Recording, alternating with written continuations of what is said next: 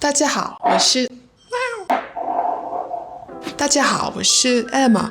我已经学习中文5个月了，所以今天我要说说我是如何学习的，使用什么材料等等。好的，我们开始吧。So I started learning Mandarin in July of this year, and this week I am actually wrapping up HSK2, so I thought now would be a good time to reflect upon what worked and didn't work for me over the past 5 months. I will be sharing everything that you might need to kick off your own Mandarin learning journey, starting off with developing good pronunciation and character writing habits, how I use my textbooks, my favorite reading and listening material, as well as my one holy grail of an app that I use. At the end of the day, I think the number of resources that you use is not as important as how you choose to use them to fit your own study needs that will make a difference in how effective those resources can be. At the end of this video, I'll also share about how and why I got into learning Mandarin in the first place, my preconceived notions about the difficulty of the language, as well as how these past 5 months has really changed me for the better. So be sure to stick around for that if you're interested.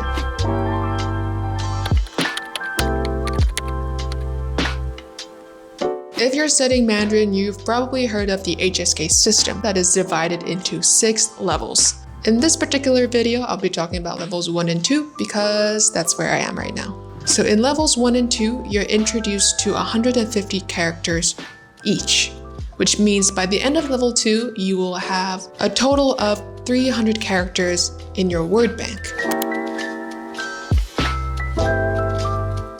Of course, pronunciation is a big part of learning Mandarin. You've probably heard of how it has 4 tones and how getting the tones right or wrong will really determine the meaning of what you're saying. Personally, I feel like pronunciation is a great place to start. Not only will you be able to communicate better, but you'll also save yourself time from fixing mistakes or misunderstandings later on down the line. I would recommend watching this video from Mandarin Blueprint. They go through everything that you might need to know about pinyin, which is the phonetic system for Mandarin, and how to create certain sounds that you may not find in English or other languages that you may already speak. I do have a dedicated video on developing good pronunciation for beginner language learners right over there if you're interested. Following the correct stroke order, I find, is very important in learning Mandarin. Not only is it a more ergonomic and logical way of writing the characters, but also as you progress onto more complex characters, these writing systems will help you write those characters more quickly and efficiently. First, I'd recommend checking out this video that introduces you to all the different stroke orders. And once you are familiar with that, you don't have to remember it, just be familiar with it, you can move on to this next video that introduces all of the different stroke combinations that you could find in writing Mandarin. Again, you don't have to memorize their names or every single one of them, but it is a good exercise for you to practice how the rules manifest themselves, essentially. And after this video, you may want to move on to this third video that will take you through writing 100 Chinese characters. You can really get the feel of how these stroke orders work. Don't be too hard on yourself. You may want to break it down to a couple sessions to get through the video, but afterwards, you'll have a pretty good grasp on the way that characters flow and how they're built out in all of Chinese. For learning Mandarin, I found it useful to have 3 different colored pen or pencils, as well as 3 different notebooks. For your writing equipment, you will need 1 for writing the characters, 1 for writing pinyin, and 1 more for writing any extra annotations or translations that you might need. For my notebooks, I like having 1 free-for-all notebook. Basically, this is where I will write anything and everything without having to worry about making it look nice or logical. It's a notebook where I will jot down notes from my tutor sessions, but I don't really have to care about how neat it looks. My second notebook is where I write proper notes in the way that will help me review it effectively later down the line. And my third notebook is specifically for character writing practice. I would recommend getting this particular grid pattern when you're starting out. I will also have the link where you can download those grid patterns onto your tablet or print them out to practice if you need to. I know this is not for everyone, but personally, I am a big fan of using textbooks when I'm learning a foreign language. It gives my routine some structure that I can just follow without having to think too much about what I want to study that week or what material I should choose to really help me progress logically. The series I am currently using is Easy Steps to Chinese, 2nd edition, published by the Beijing Language and Culture University. You're first introduced with new vocab, followed by grammar, speaking, listening, and reading exercises. The workbook is pretty much the same. It tries to target all the 4 skills. And there's also a character writing book for the lower levels that will help you familiarize yourself with how to write the characters introduced in this particular chapter. Before, I used to break down learning a chapter into 5 or 6 one-hour sessions. In the end, I found that to be quite time-consuming because I'm probably just warming up and cooling down my mind for the majority of the time, and it's not really that effective. So I have decided to condense all of that into 2 to 2.5 hour sessions twice a week. In the first session, I review material from the previous chapter and prep myself for the next chapter.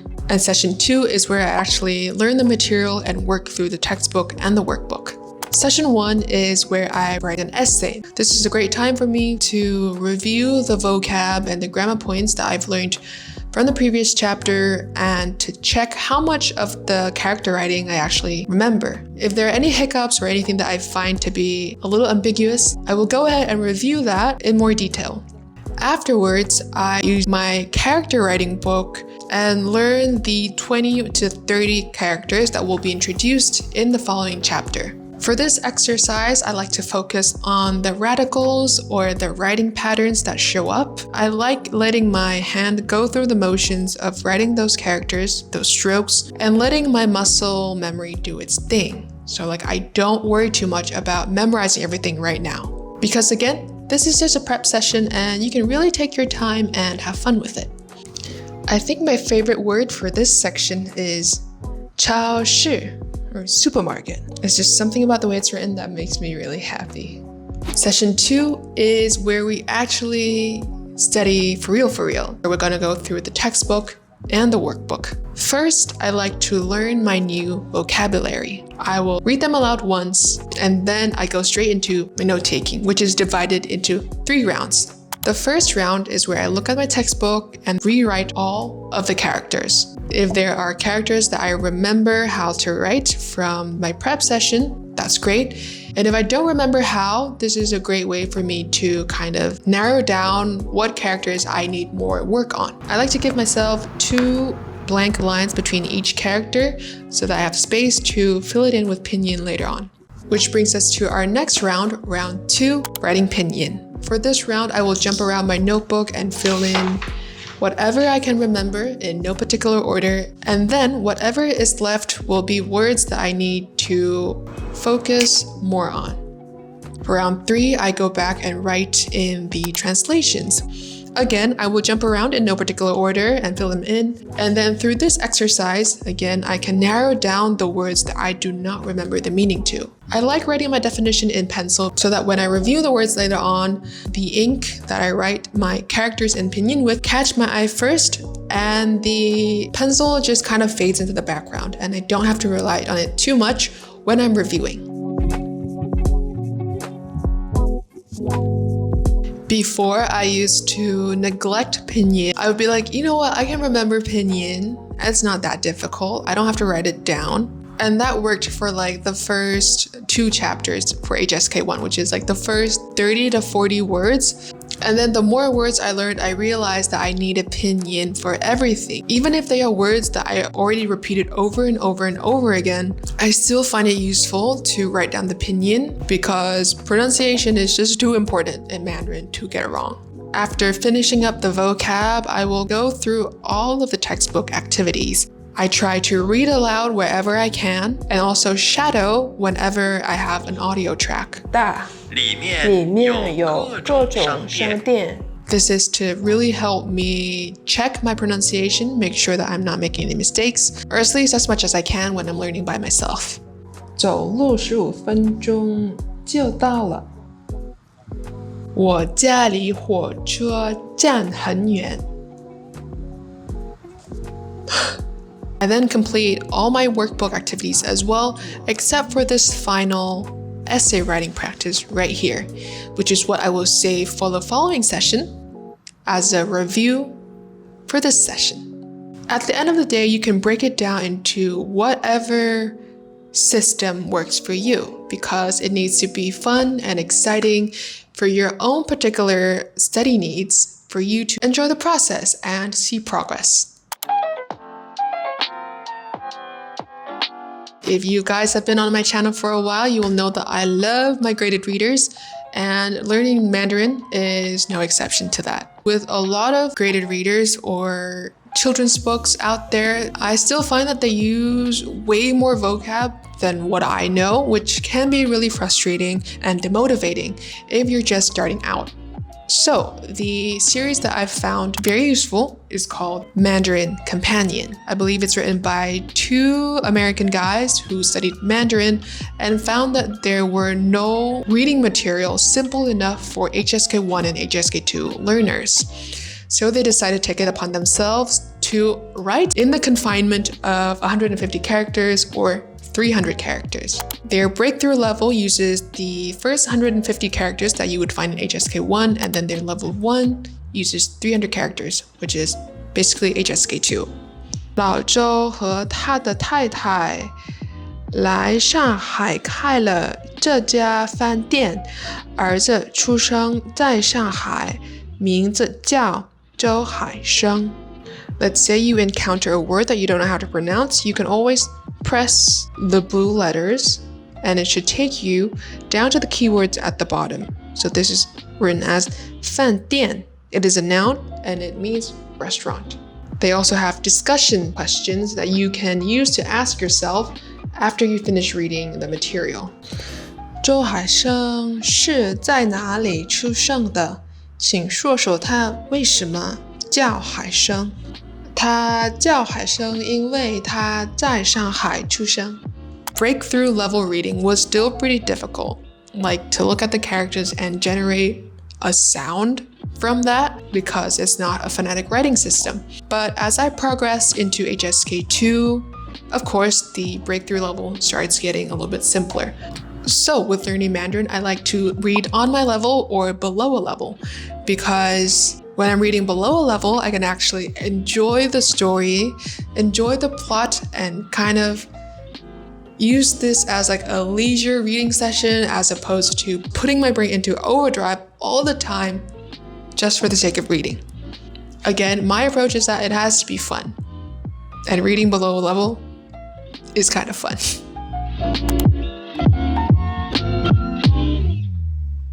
On the other hand, with my listening material, I like to listen on my level or above a level. The reason being there are no conjugations in the Chinese language, which means that every word will always stay the same. Even if you listen up a level, you can use a lot of visual cues in the video, in the podcast, to decipher what that word might mean. So you can kind of think of it this way. For me, with learning Mandarin, my listening is kind of like the team that excavates the way, that finds the way of where we're all going. And then my textbook and workbook routine is the team that builds out the path, makes it more accessible for us to progress in this particular direction. And then my reading is kind of like the team that will hold down home base to make sure that all the basics are covered, to make sure that our foundation is strong, so the listening team can keep on pioneering.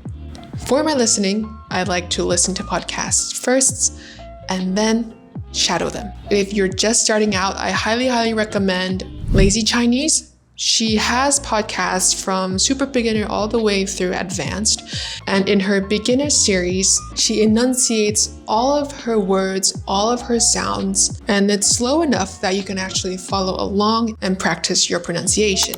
你喜欢吃火锅吗？所以我觉得这个名字很可爱，也很贴切。为什么？ But of course, in reality, people don't actually speak at this speed, so I would recommend listening to Blah Blah Chinese. On this channel, the host also has a lot of super beginner, comprehensible input, and she speaks, I feel like, at a decently quick pace. But there's something about the way that she delivers and uses actions and pictures and objects to illustrate her point that even super beginners like you and I can understand what's going on. 今天我们开始一个新的故事。这个故事，不是哈利波特的故事，不是。 After you've progressed into HSK 2 territory, you might even want to listen to HSK 3, HSK 4 material. Again, with visual cues, deciphering what words mean actually isn't as hard as other languages that have a lot of conjugations. Sometimes when I encounter words that I feel like I'd get a lot of use out of, get my bang for my buck out of, I will jot it down. Personally, I'm not too big of a fan of the gamification of a lot of study material because I feel like it doesn't help me focus actually. There's too much going on and it actually overstimulates me. So I like to stick to more traditional studying apps. And my one and only holy grail of an app is Pleco. Let's say you want to search up a word that you saw that it looked like this. You can search it up with writing, or you can even say it. 好. It gives you the definition. If you're interested in how it's written, it also shows you the stroke order, which I find to be very useful, as well as the radicals that made up this particular character. For instance, 好 is made up of 女 and 字. It also gives you other words that this particular character shows up in, as well as certain phrases or sentences so that you get a better feel for the word itself. It's everything that you might need all in one place. I probably haven't even used half of the functions that Pleco has to offer, but yeah, I freaking love that app. I do have a session with the tutor for 90 minutes once a week. And fun fact, my tutor is actually a former student of mine. I used to tutor her English, so we love a full circle moment. From studying Korean, because I did study it predominantly by myself, I have found that my speaking reflex is the slowest out of all of my skills. So with Mandarin this time around, I have specifically requested my tutor to focus more on speaking, just like conversational stuff. 现在他的想法不让我难过，因为我觉得每个人都有他自己的想法。每天都要喝的话，钱包不太行。And after each of our sessions, she will send me an organized version of the notes that she took for me in class. I'll go through her notes again, pick out the vocab that I feel like I'd get a lot of bang for my buck, and practice again with the material to get the repetition that I need to actually imprint the material into my mind. In summary, I would recommend starting off with developing good pronunciation and understanding of pinyin, as well as good character writing habits. I use a textbook series that I follow along, and on top of that, I also read some graded readers. I like to read on my level or below a level. With listening material, I like to listen to podcasts and shadow along. And in contrast with my reading material, I like to listen to podcasts on my level or above a level. The one app that I use is Pleco, and I have a 90-minute tutor session once a week. Everything that I've mentioned in this video, whether that be books, podcasts, videos, will all be linked down in the description box below. To be honest, it was never my plan to study Chinese this year. I had been an avid Korean language learner for a long time, And once I entered intermediate territory with Korean, I realized that, you know what, it might be useful to learn Hanja, which is Sino-Korean, or basically the words in Korean that take origin from Chinese. My plan was to continue studying Korean this year, and whenever I enter advanced territory in Korean, then I would move on to studying Mandarin, because I didn't want the two languages to clash if they were too similar in level. However, this year I was given a gig to teach the student English, and her mother is actually a very, very talented Mandarin professor. And this summer she started teaching her daughter Mandarin for the first time. And she was like, hey, do you want to join me and my mom for our classes? And I was like, yeah, sure, why not? Like, when am I gonna get an opportunity like this? And that's why this summer I started taking Mandarin lessons 3 times a week for like a month. And I am very, very grateful for that 1 month, because I came into learning Mandarin really scared, actually. I was really apprehensive with all the tones that I had to learn, and especially the character writing system. Like, I didn't know where to start. But my tutor back then, so my student's mom, really helped me see the logic in Chinese and the beauty in the language. She showed me how to approach the writing system and how Chinese relates to Vietnamese in a lot of ways. But yeah, after that 1 month of classes, I got in touch with my former student and she started tutoring me. And we've been doing that for the past 3 months now. Weirdly enough, for me, I find that reading Chinese characters comes more naturally to me as opposed to reading Korean Hangul, which kind of blew my mind when I realized that this was how my brain worked. Because for me with Hangul, although it is still a phonetic writing system, sometimes I look at it and to me it's still just circles and lines. And unless I actively choose to decipher it into like sounds and meanings, then I won't be able to understand what it means. However, with Mandarin, because each character is kind of like its own logo, if you will. Kind of like when you're in traffic and you look at different car brands, like when you look at a Honda or a Toyota, it's like that symbol specifically holds so much meaning behind it. And just looking at that logo, you can immediately associate the brand that it is. That's kind of how I process Chinese characters as well. I see each and every character as its own logo. And if I see a character that I know well, even if I cannot recall the pinyin or the pronunciation of the word, like the understanding, the meaning of the word just pops in my head like that.